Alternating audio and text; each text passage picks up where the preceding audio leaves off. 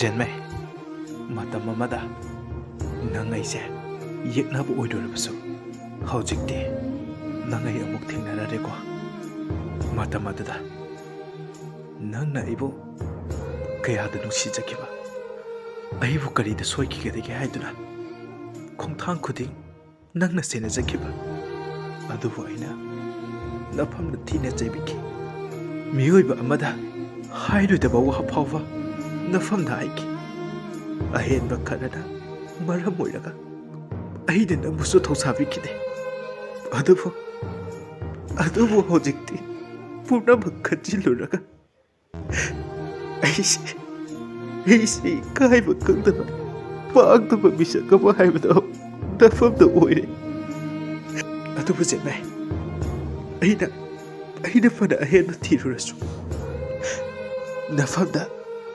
nafamda thina jaikrasu nasisu aida nangbu nungsiba mangdri ai nangbu nungsiye Jianmei